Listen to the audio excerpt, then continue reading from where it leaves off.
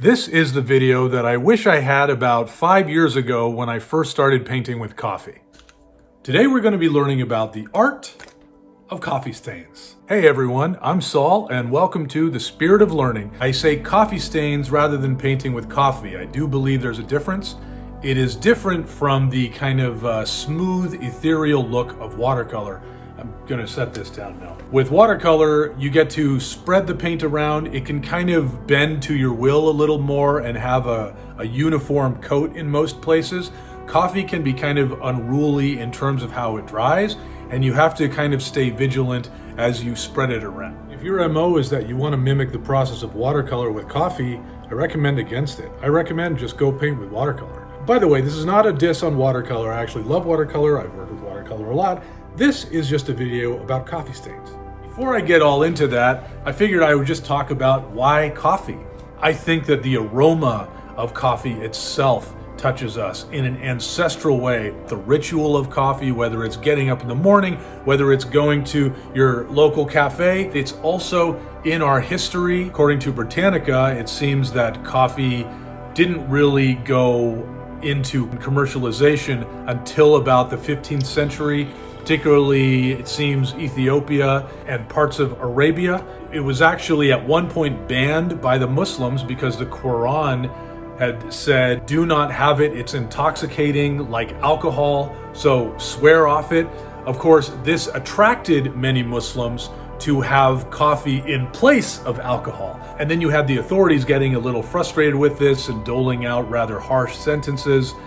And despite that, it became this means of social interaction to the community, and you had these coffee houses, which became this form of a social status meeting place, coffee houses. And then you can imagine where history took it from there. I've been painting with coffee for about 4 to 5 years, and every year has been kind of a learning curve. As I alluded to at the beginning of this video, I wish there was a video that showed me how to work with coffee stains. Not just, here's coffee, it works like a watercolor, and this is what you need to know. You can kind of layer, blah, blah, blah. I'm not gonna show you coffee grounds because I personally don't find them useful. I'm showing you what I have found has been proven to work, and then if you want to experiment with coffee grounds, or you wanna do variations on what I'm doing, by all means, that's a beautiful thing. So real quick, I'll go over the various forms of equipment that I use. First thing, I like to use a good old coffee maker. This, as you probably know from this iconic piece, comes in about 3 parts. This right here. This is what makes the difference in the shades of your pigmentation.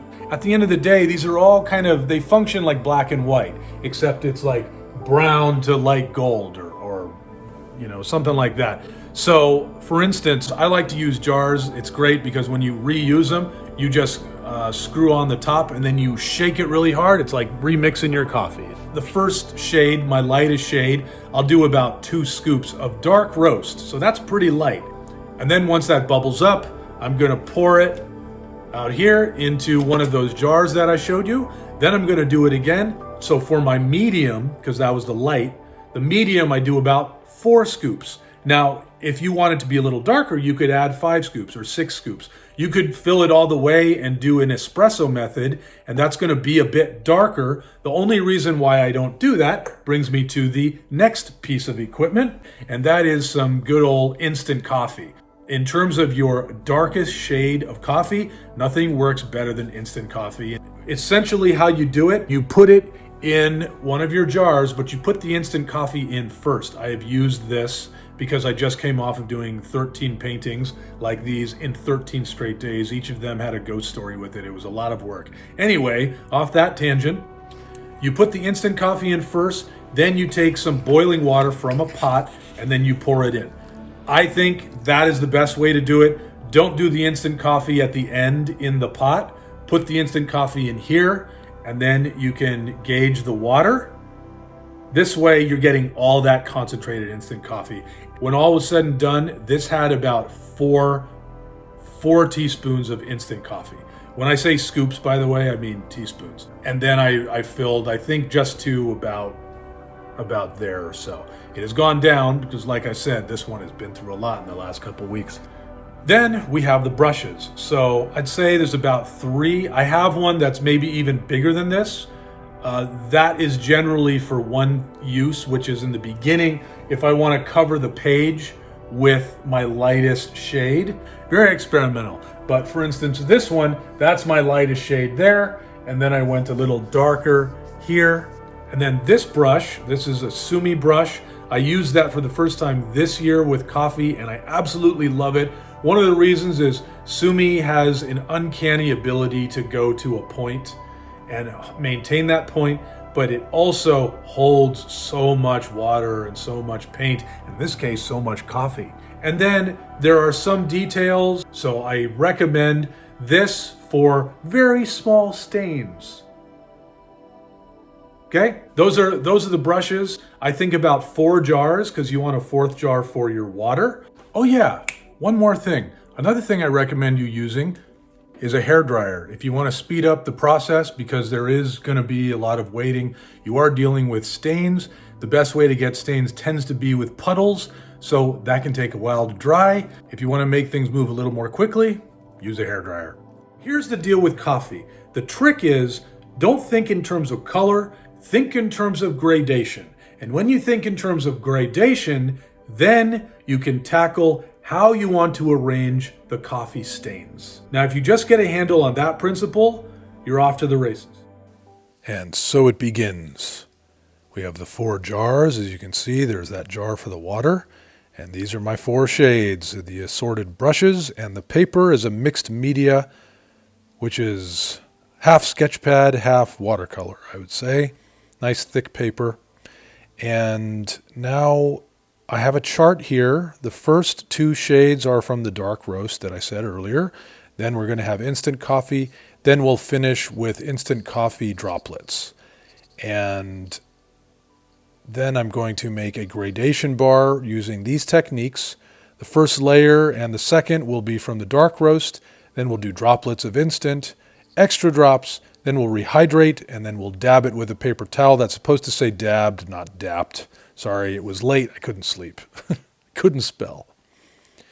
And so for the first one, we're going to add the 2 scoops from the dark roast. And I'm going to do 2 doses just to really show what it has. And I'm going to do 2 doses on all of these so that they all get that equal representation.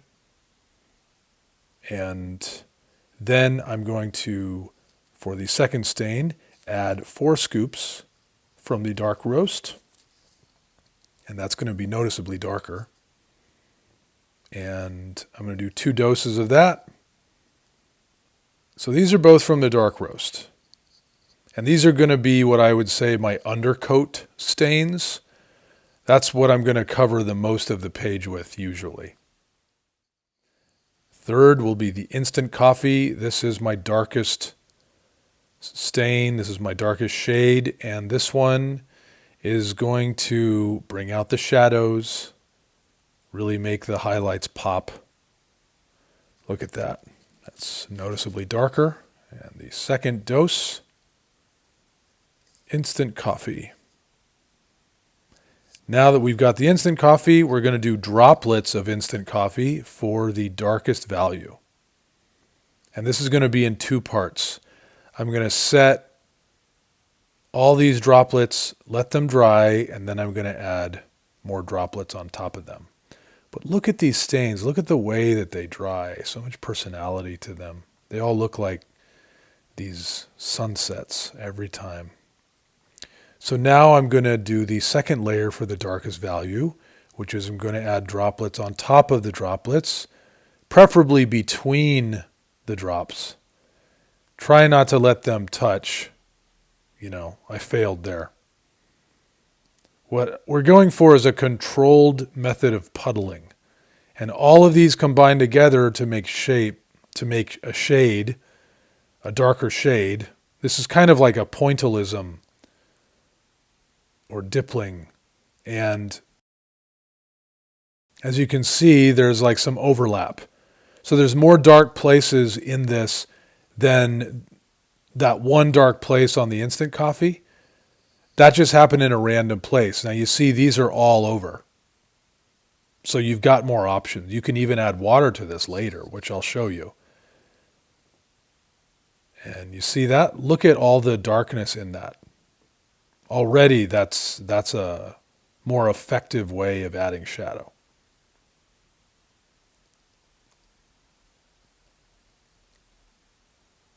So now we're coming to the gradation bar of techniques. And I'm starting with the 2 scoops from the light roast. And that is the first layer. I'm going to add another dose because we're covering more ground. And as you can see, it's collecting to one side on the left.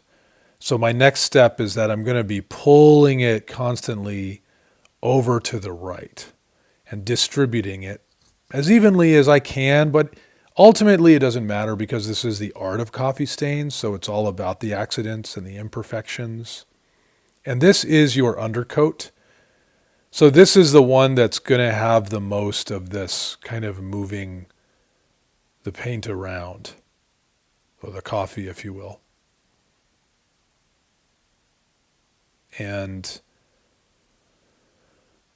as it's drying, like I wouldn't do this the whole painting. I mean, if this was the whole painting, I wouldn't be painting with coffee. It's really just this is where you are the most diligent with spreading it around and listening to where the water or the coffee is going. And as it's dry or almost dry, you take spots from the puddle and you just move it to the drier spots. And then it just starts to have this wonderful uniform look to it. Not uniform per se. It's not like a solid color, but it gets that really nice cloudy feel. And even when it's dry, like right now, you could take a wet brush and just manipulate all these little cabbage marks. But I don't want to because I love them. They're going to get manipulated when I add the next layer because it's going to get rehydrated. You'll see what I mean. And then I'm going to do it with the other layers of the gradation as well. So first we take the 4 scoops and now I'm going to add giant droplets. And this is a particular technique. There's a method to my madness here. I'm going to show you why I'm doing this as soon as I put them all down. So I've let them dry for about 10-20 seconds. And now I've brought some more of the same shade. Look at that. These are ghost stains, I call them. And now I've added the second dose. And all of this is just going to combine and become layer 2. So with a little patience, here I am. I'm moving it around again. This is going to be the last place, the last time I'm doing this much diligence to move it around. Because once I get to the instant coffee, I can just kind of play and dab things. So now I've got the hairdryer going. This speeds up the process of spreading the coffee stains around. And I am only going to do this particular layering with these 2 stains.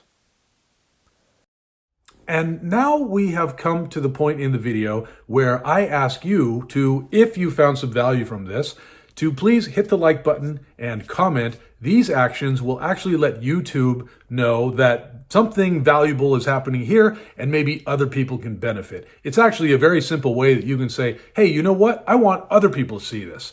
At any rate, I'm so happy you're watching. Thank you so much. And what was I talking about? Oh, yeah. So as I was saying, what you just saw is only going to be done with those first 2 stain techniques. Now we're going darker, so I'm going to do the dippling or the droplets. And as you can see, those will take a while to dry. And I'm just kind of going through this build-up technique.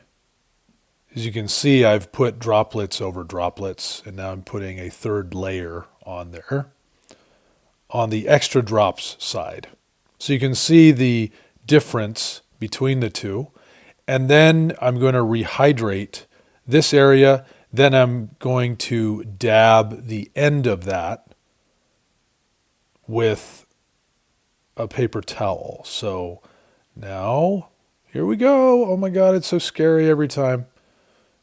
Even though I know how beautiful this is going to look. And so it's going to get this kind of dreamy look to it. And all I'm doing is touching it with water. This whole area from rehydrated to dabbed, or dapped, I should say. And that I'm not going to touch, but I'm going to use this beautiful used paper towel there. And now that's made this extra option. That's kind of like on the very left there, but now you have this very interesting kind of stain, which I don't know if this little rectangle does it justice per se, but now you see I'm manipulating these dampened stains here, and I'm just kind of doing some light playing around, just showing, this could be a mass, this could be a cloud of some kind, and this is the most in control of the stains that I've been in. Once everything's done and you just go in with a light brush, it's so fun. And all these little things I could do. But it looks like it's floating. It looks like lava. It looks like particles in the air or rocks or chocolate. So then you have this dabbed area. That could go even lighter if I wanted to. Now on the very end, you see these little ghost stains.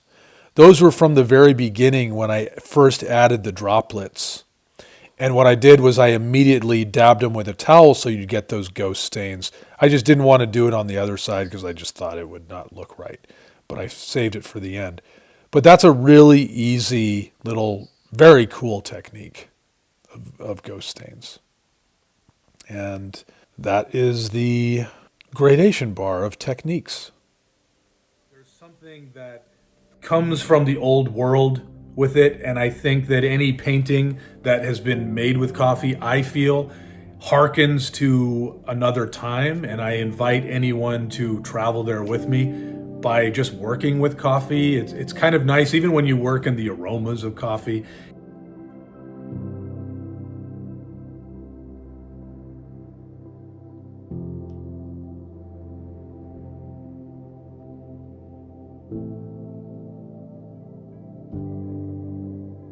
Well, there you have it. The art of coffee stains. Mystique lifted.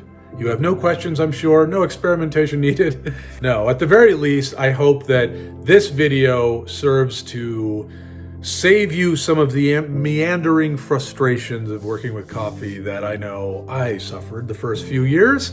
But at any rate, I think that you will be better equipped if you would like to work with this medium. I think you get lots of beautiful things out of it. And I will see you on the next one. This has been the Spirit of Learning. Happy staining. So, happy coffee staining. And on that note, I think I'm going to make myself some coffee.